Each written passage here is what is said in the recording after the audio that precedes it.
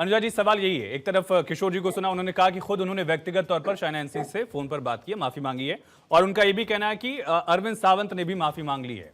माफी से क्या वो शब्द जो है वो खत्म हो जाते हैं? पहला सवाल ये। दूसरा, क्या इसका पॉलिटिकल माइलेज लेने की कोशिश भी की जा रही है क्या? श्री राम और गोवर्धन पूजा रात कल जो भाई दूज आने वाले वक्त में हम मना रहे हैं कल, और छठ पूजा की बहुत बहुत शुभकामनाएं। जो इम्पोर्टेड माल बोला गया है उसका हिंदी में विश्लेषण है विदेशी आयातित माल। ये सुनने में कैसा लग रहा है ये आप समझ सकते हैं। एक औरत के बारे में अगर इस तरीके की बात करी जाती है और उनको माल शब्द से नवाजा जाता है, उनकी क्वालिटीज नहीं देखी। ये कह रहे हैं कि बाहर से वो आते हैं और हम लोग माइलेज लेने के लिए महाराष्ट्र में काम कर रहे हैं। महिला के बारे में बोलो। किशोर जी एक बार सुन लीजिए, किशोर जी सुन लीजिए, किशोर जी सुन लीजिए। भाई साहब आप देखिए, अब यहीं पर आप मुझे बर्दाश्त नहीं कर पा रहे। अब क्या बर्दाश्त करेंगे? फिर आप मुझे भी सॉरी चौहान के बारे में बोलो महाराष्ट्र। भाई साहब आप मुझे चौहान सुन लीजिए ना, किशोर जी सुन लेते हैं, आप किशोर जी मुझे सुन लीजिए ना भाई साहब। मुझे मालूम है आपको दर्द है। अरे ये व्याभिचारी पार्टी है। बार सॉरी। चलिए, भाई दूज के दिन भाई बोल दिया, अब तो सुन लीजिए। चलिए, भाई दूज के दिन भाई बोल दिया, आपको अब सुन लीजिए। सुनिए, धैर्य रखिए, आप बड़े हैं मुझसे, धैर्य रखिए। बात यहाँ पर सिर्फ इतनी है, मैं तुम्हारी भलाई चाहता हूँ। अब ये देखने ठीक है किशोर जी प्लीज, किशोर जी मेरी गुजारिश है, ठीक है किशोर जी सुन लीजिए, किशोर जी सुन लीजिए, किशोर जी सुन लीजिए, किशोर जी सुन लीजिए, एक बार सुन लीजिए, उसके बाद आप जवाब दीजिएगा। एक बार सुन लीजिए। मैं आपके टाइम पर नहीं बोल रही थी। उनको बोलने तो दीजिए। देखिए कि पूरे पैनल पे एक औरत है, उसको इतना सम्मान मिलना नहीं चाहिए। ये व्याकरण ठीक है कोई बात नहीं। किशोर जी एक बार बोलने दीजिए, उनको बोलने दीजिए, उनकी बात पूरी हो जाए फिर बोलिएगा। किशोर जी दर्द को समझ, ठीक है, थोड़ा सा कम करिए, ऑडियो कम करिए। यूबीटी के ग्रुप में नहीं है, मैं समझ सकती हूँ। वो सिर्फ बाल ठाकरे जी तक था और वो खत्म हो गया, मैं समझ सकती हूँ। वुमेन एम्पावरमेंट आप बर्दाश्त नहीं करेंगे, मैं जानती हूँ। इसीलिए ये प्रॉब्लम आपके अंदर है, तुम्हारे पार्टी में कर रहे हो। है आप लोग बार बार बोलकर अपनी ही फिजायत करते हैं।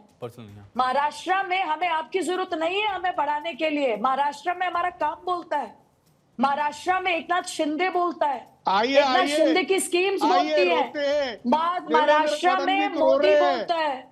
मुझे आपकी जरूरत नहीं है कि मैं आपकी गंदी, ओछी और हीन भावना से जो आप एक हमारे अगेंस्ट क्रिएट कर रहे हैं उससे आपको नुकसान या मुझे फायदा होगा। सूर्यवंशी जी मुझे बोल रही है, विक्टिम प्ले कार्ड करने की जरूरत नहीं है। नहीं वो आपको नहीं बोल रही है, पार्टी की विचारधारा पर सवाल उठा रही है, जैसे आपने उठाया। आपने कहा कि बीजेपी माइलेज ले रही है, विचारधारा थोड़ी है। नेता कुछ बोल दे तो विचारधारा, मुझे लगता है सूर्यवंशी कोई नेता कुछ बोल दे तो विचारधारा होती है। क्योंकि ये नॉन स्टॉप मेरी बात में एक बार सुन लीजिए ना, किशोर जी सुन लीजिए ना, चले जा रहे हैं। सूर्यवंशी जी प्लीज डिबेट को उस लेवल पर लाइए ताकि अनुजा जी बोलिए, आप बोलिए। या मेरा राइट है इस वक्त। हाँ बोलिए, इसीलिए मैं कह रहा हूँ, बोलिए आप। हाँ, यहाँ पर तो किसी बात का है कि लाडली बहन स्कीम जब एकनाथ शिंदे ला रहे हैं, मोदी जी उज्ज्वला योजना के साथ टॉयलेट की बात, जहां पर सम्मान की बात होती है, कहीं पर भी औरतों से रिलेटेड, चाहे वो मैटरनिटी से हो, वर्क प्लेसेस हो, इवन जब हम मानसिक धर्म से ग्रसित हैं, मेंस्ट्रुएशन से, उससे तब उस दौरान के लिए भी की छुट्टी दी जाती है। तो अनुजा जी देखिए ना, वही आरोप लगा रहे हैं किशोर तिवारी जी। देखिए अनुजा जी वही आरोप लगा रहे हैं वो। सुनिए मेरा सवाल सुनिए, जैसे मैंने उनको काउंटर किया वैसे पूछ रहा हूं आपसे। वही आरोप लगा रहे हैं कि किसी महिला की व्यक्तिगत जीवन पर या उसकी इमेज को लेकर अगर इस तरह की टिप्पणी की गई है, आप उसे पॉलिटिकली जोड़ रहे हैं। गलत का इसमें तो कोई दो राय है ही नहीं। हो सकता है संजय राय डिफेंड करने की कोशिश कर रहे होंगे, लेकिन आप जब उससे योजनाओं को जोड़ती हैं, जब आप चुनाव को जोड़ती हैं, तो क्या पॉलिटिकल माइलेज नहीं है ये? नहीं, आप पहले तो वो बोलते रहे। अब सूर्यवंशी जी आप तो मुझे टाइम दीजिए, मैं आपसे सवाल पूछ रहा हूं। हाँ प्लीज जी, मैं सवालों के जवाब ही दे रही हूँ। यही जवाब दे रही हूँ कि ये पॉलिटिकल एरिया नहीं है। जब एक औरत अपने ऊपर जब डेरोगेटरी रिमार्क लेती है तो इसको पॉलिटिकल एरिया, पहले तो exactly, मैंने वही कहा करता है बोलने के लिए। ये क्यों अलाउ किया जाता है? और अलाउ करने के बाद इनको इस बात की चेतना अचानक कैसे हो जाती है जब आउटरेज होता है कि इन्होंने गलत बोल दिया, फिर ये हमारे ऊपर फिर विक्टिम प्ले कार्ड करते हैं। हमें सेकेंडरी विक्टिमाइजेशन सहनी पड़ती है, और मुझे भी सहनी पड़ी यहाँ पर अभी कुछ देर पहले, कि आप एक औरत को ना बोलने देंगे, अगर उनके साथ कुछ पीड़िता होगी तो आप उसको ना सुनने देंगे, एफआईआर लॉन्च करेंगे तो आप फिर कहेंगे कि ये औरत बोल रही है विक्टिमाइजेशन पर। जैसे कि मेरे भाई एक और सूर्य बैतल बैठे, और जब हम बात लोग ही नहीं रख पा रहे बाहर हैं के आप। बारे में बात शुरू करने आप लगते 5-6 मिनट हैं हो गए आपको तो बोलते उस हुए, आप वक्त अपनी बात फौरन नहीं ठीक है रख फरहान रहे भाई, हैं। फरहान भाई मैं बात आऊंगा। शुरू कर दी जाती ठीक है ठीक है फरहान भाई, ठीक है आप बोल नहीं ठीक पा है रहे हैं। क्या ठीक है फरहान एनसी भाई, को हाँ। विक्टिम क्लेम के प्लेकार्ड ठीक है ठीक है अनुजा जी, ठीक है ठीक है ठीक है ठीक है दुबे जी, ठीक है ठीक है फरहान भाई, ठीक है गुलाबचंद जी, ठीक है अनुजा जी मैं आऊंगा, मैं आऊंगा। गुलाबचंद जी, क्या ये बाला साहेब अगर होते आज तो भी इस तरह के स्टेटमेंट के बाद एक्शन नहीं होता? शिवसेना जो एक हुआ करती थी कभी। गुलाब जी, मैं अपने बड़े भाई किशोर तिवारी से जानना चाहता हूं, ये राष्ट्रीय प्रवक्ता हैं, इन्होंने संपर्क से इन्होंने कांटेक्ट किया और साइना बहन से माफी मांगी, और फिर उसके बाद अरविंद सावंत जी माफी मांगते हैं, फिर तीसरा पे खड़ा होता है संजय राउत जी, कहते हैं कि नहीं ये कौन सी गलती है। ऐसी स्थिति में मेरा ऐसा मानना होता है कि आज माननीय बाला साहब ठाकरे होते तो किसी राष्ट्रीय प्रवक्ता की जरूरत नहीं पड़ती, तुरंत उस व्यक्ति विशेष को, उस संबंध व्यक्ति को बुलाते और उसको, जो हमारे आदरणीय एकनाथ शिंदे साहब ने कहा, उसके गाल पे 2 तमाचा रखते। ये हिंदू हृदय सम्राट माननीय बाला साहब ठाकरे की परंपरा परिपाटी थी। आपको बताना चाहूंगा पीयूष सूर्यवंशी जी कि माननीय बाला साहब ठाकरे ये कहा करते थे, ये बात मानते नहीं किशोर जी। उन्होंने कहा कि एक बार किशोर जी देखिए ना, अब सबकी शिकायत यही हो जाएगी कि आप ही बोल रहे हैं, एक बार सुन लीजिए। उन्होंने कहा था नारी शक्ति का दूसरा नाम सृष्टि का सृजन और पुनरावृत्ति है। जिस जात समुदाय संगठन परिवार के बीच इस नारी जात का मान सम्मान नहीं होता, वह परिवार समुदाय संगठन कुनबा परिस्थिति का शिकार बन जाता है। ये माननीय बाला साहब ठाकरे कहे थे। ये मानते कि नहीं मानते हैं? अगर ये नहीं मानते हैं तो 3 अवस्थाओं में रक्षा करने की बात की थी माननीय बाला साहब ठाकरे जी ने। बाल्यावस्था में पिता करेगा, युवावस्था में पति करेगा, वृद्धावस्था में पुत्र करेगा। ये सनातन धर्म है और ये राजधर्म कहता है। न इनके पास सनातन बचा है, न इनके पास राजधर्म बचा है। अगर आपने आयुष जी मुझसे पूछा कि बाला साहब ठाकरे आज मैं जरा जवाब तो क्या होता, आज मैं किशोर जी से पूछना चाहता हूं कि आज उस साइना एनसी को कहते हैं कि बाहर की उम्मीदवार है। मैं पूछता हूं आदित्य ठाकरे साहब, ये बांद्रा से इनको लड़ना चाहिए। ये कला नगर बांद्रा में रहते हैं, इनको वर्ली में लड़ने की क्या जरूरत है? ये भी बाहर के हैं। अरे महाराष्ट्र के सीमाओं के अंतर्गत चुनाव लड़ा है, ये बाहरी कहते हैं। सच पूछो तो इनको अगर हम हमारे तरफ से या हमारे लोगों के तरफ से एक बार अरविंद सावंत को माफी अगर कर दिया गया, ठीक है मैं किशोर जाऊंगा, पहले एक रिएक्शन हो जाए। फरहान जी भी वेट कर रहे हैं, एक बार प्लीज वेट करिएगा।